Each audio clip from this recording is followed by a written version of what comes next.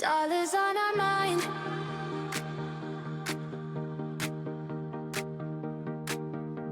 Ideas all the time. We might get distracted, but we're building wealth just fine. This is dollars and distractions. If we went off track, just know we're coming back. More money, more mindset, no holding back. Dollars and distractions.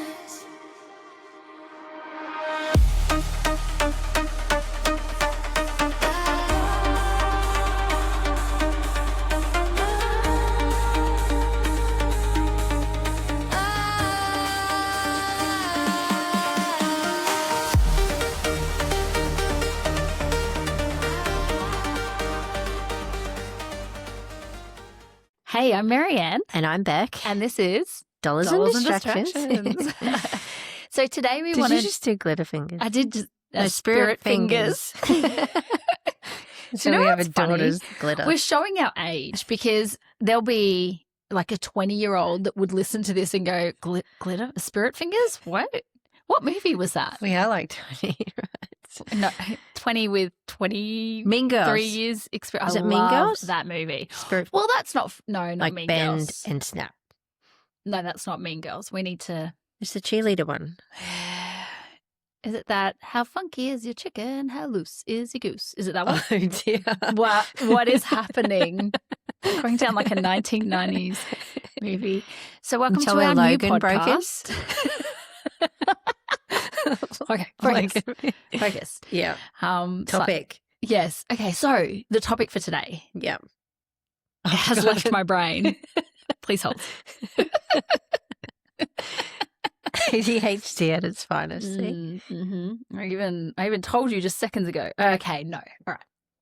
Topic for today, the emotional side of buying. Yes. I think it was with what's going on in the market. I think it's always a really important conversation to have. Yes. And then, I don't know, I just want to jump in because I see it with clients. I've once had a client call me and say, we signed a contract. Like, how exciting. That's awesome. Send it through. The next day she called me and said, I can't eat. I can't sleep. My stomach's in knots. And I was like, we need to... This sounds like me every day.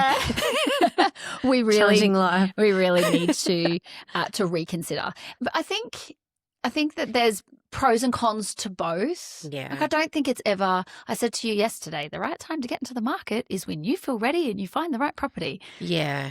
But I then agree. sometimes if you wait till you feel ready, absolutely 100% ready, maybe that time will never come. I don't know about you, but like this goes with a few things in life. But as I've gotten older, I've learned to trust different things, like even in my body. Like we are looking at property at the moment, but when I walk in, if I don't feel there's no point me. Whereas my first property, a unit, I looked at one place, I brought it, and I wish I hadn't have got, like, it did what it needed to do, but if I had have just paused and went and maybe looked at a couple of others, I probably would have made a better financial decision in that point at 23.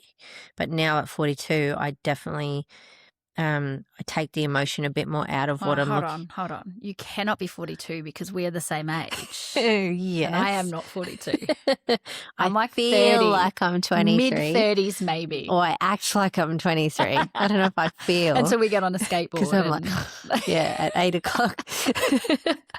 No, I think that's a really good point too, though, because when with that property we purchased last year, I said in the couple episodes before, we weren't ready, didn't have a pre-approval. We actually got to a point where we went, we're going to just enjoy the income and not have extra debt. And when I walked onto the land of that property, there was something inside me that just went, this is it. Yeah. And this will be yours and, you know, it will happen. Yeah. And I can't explain that, but I've learnt to trust that. Absolutely. A lot of it to do with, and obviously still I was in my head working through the numbers and I'm like, we just sold a property so that we had heaps more cash flow and now this is going to be even more repayments than what the property is we just sold. Yeah. But in my head I was like, we just need to work through the logistics of that because I think balancing your heart and your head Yeah. And some people spend a lot more time in their head. Yes. I'm looking at you. I know.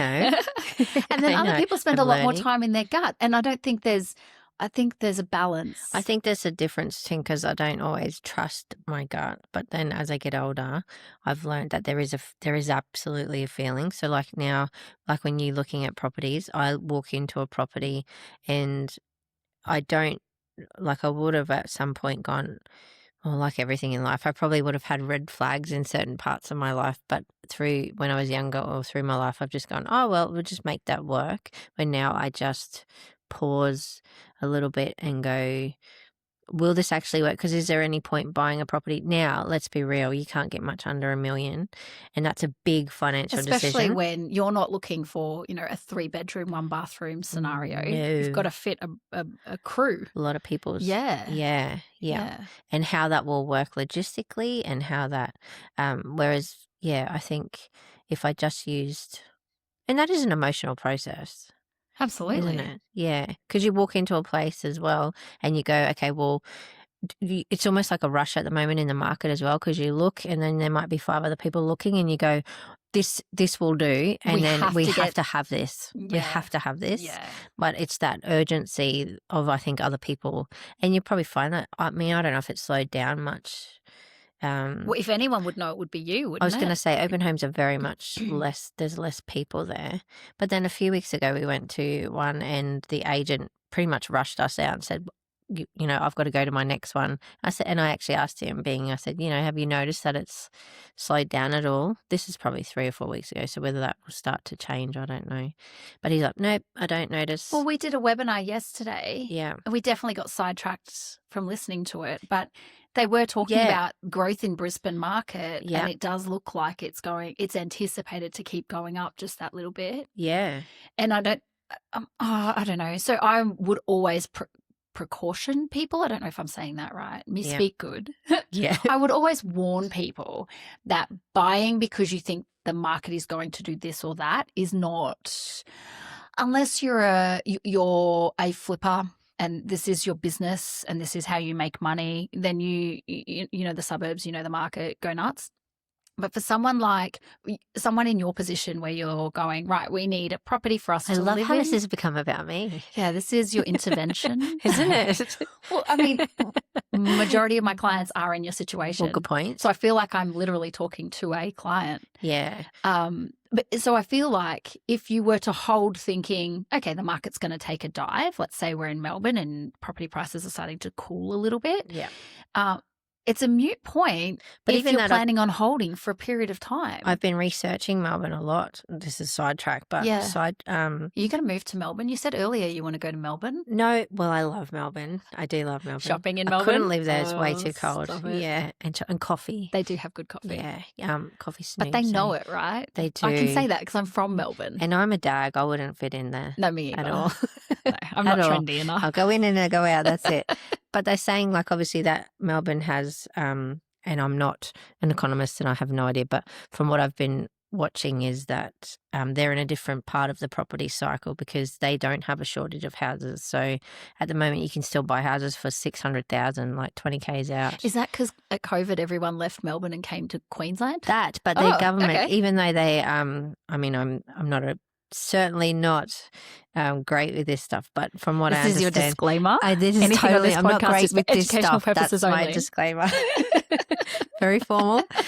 The government did spend a lot of money, but they did prepare more in terms of housing supply, whereas up here, I mean, it's pushing the prices up because there is not much supply, isn't it? That's the reality of it. That's a big issue. Yeah, no land and everyone's bidding for the same places and it's pushed it I think crazy. that's the thing that frustrated me the most in October last year when they raised the caps on purchase prices for first home buyers on the 5% scheme. Oh, did you see that thing I shared? Yeah. Yes, the data's I did. now out. I did. And I felt, if I love that guy. you go to my TikTok late September last year, I literally did a video saying, I'm stoked for my first home buyers because the cap that was in place was not, I mean, it was going to get you a 1-bedroom kind of villa.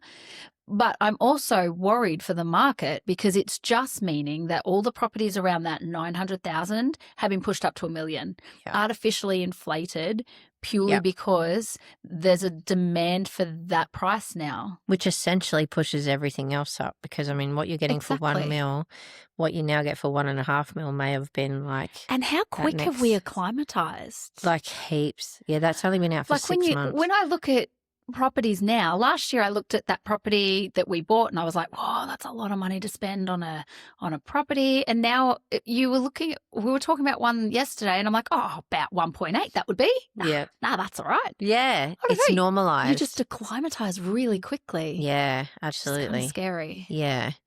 But I think too, the way that I have tried to, and I am a thinker, so taking some emotion out of it is if I do the numbers, and that's probably where we come in for people. 100%. I do the numbers.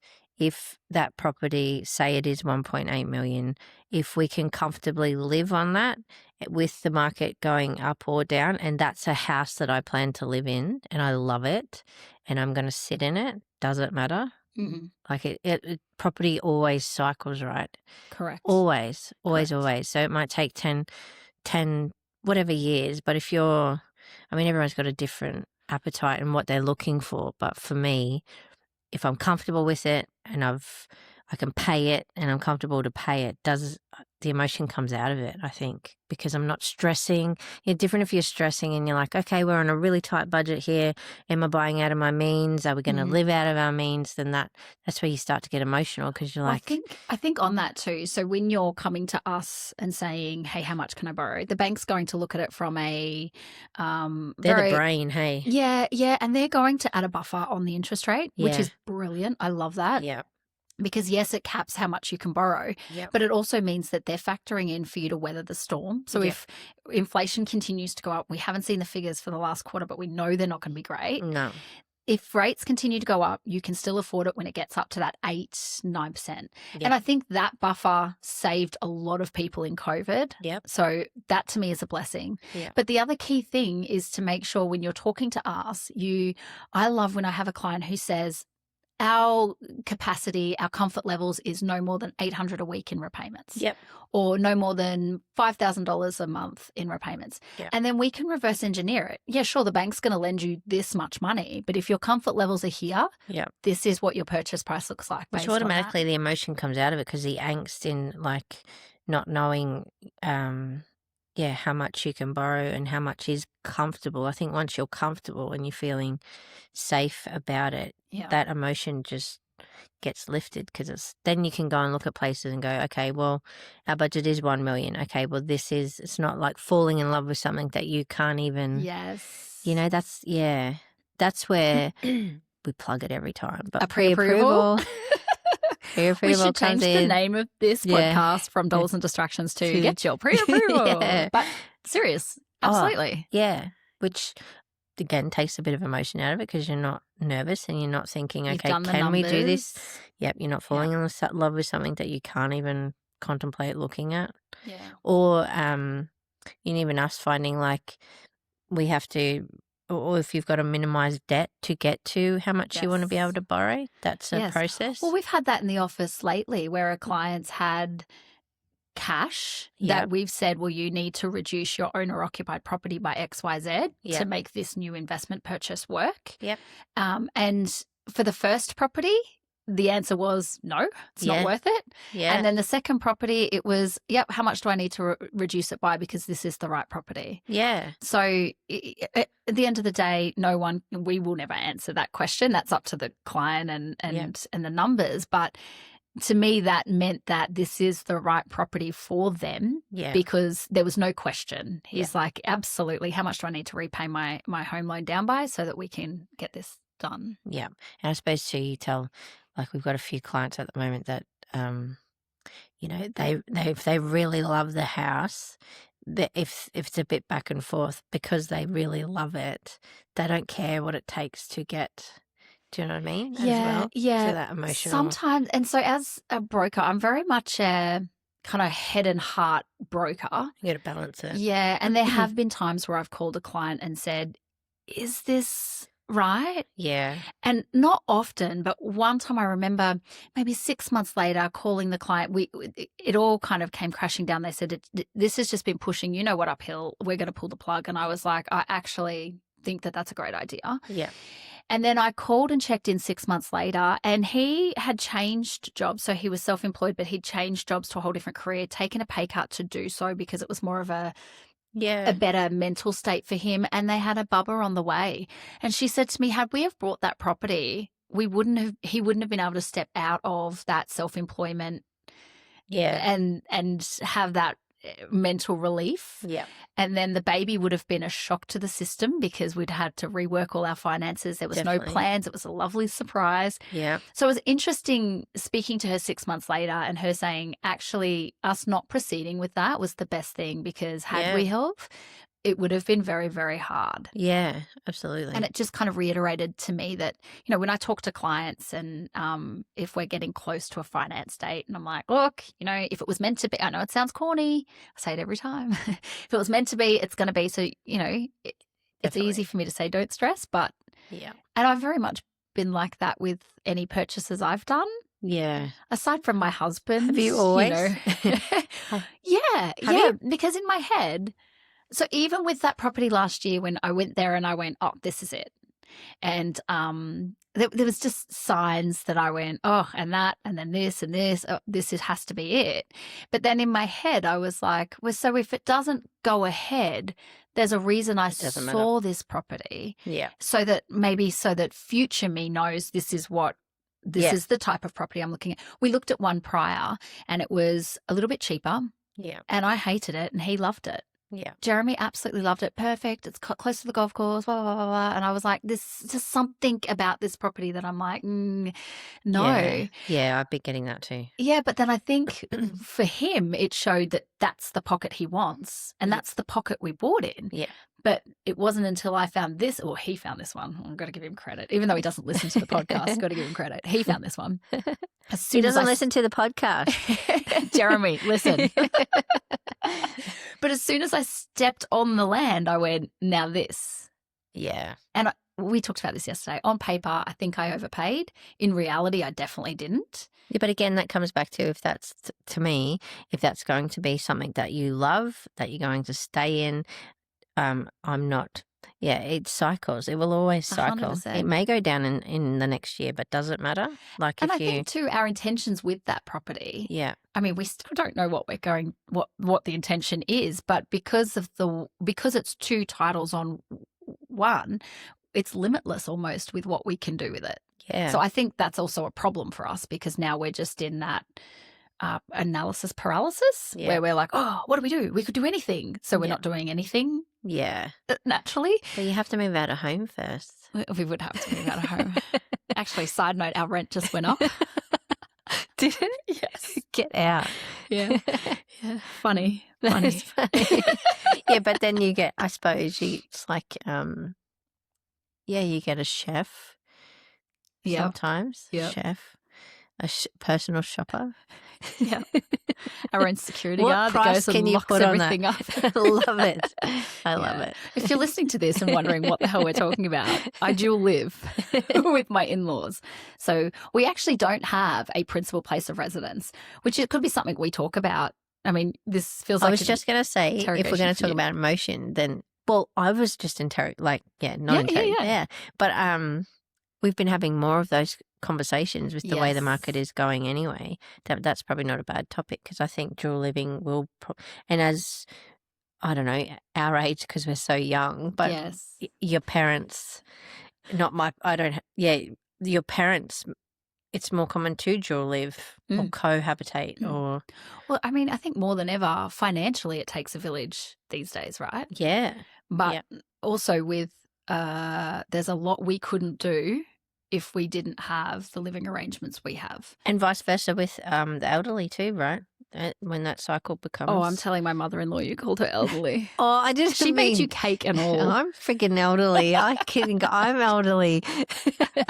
All right. So what's a key takeaway for today? I don't know what I suppose it's it's about taking the emotion out of it, but I think sometimes you need that little bit of emotion to trust that emotion that Yeah. or to me, how I think is just finding a balance between your head and your heart. And then I suppose our bit is to help you with the head. Yes. That sounded terrible. Did you? Beck? I didn't even hear I it. just heard that and I was like, what? I didn't even hear it. But Okay, I'm not carry editing, on. I'm not So- editing that out. That's staying. But I'm our going to job have to is put an not the R head. rated. No, our job is definitely to help you balance the head and heart Yes. because we'll look at the numbers and do the sensible, smart thing. Yes. And then that lets you free you up Which takes to the listen angst to out your of it. gut. Yeah. And go, right, what feels right to me? Yeah. And I say it all the time, say it again. The best time for you to get into the property market or to get into the investment market or whatever it is when you feel ready, when you have a fully assessed pre-approval and you find the right property. That's the Yes. best time. Absolutely. I agree with that. All right, so go find a property. Me? Yeah, I'm trying. Dollars on our mind.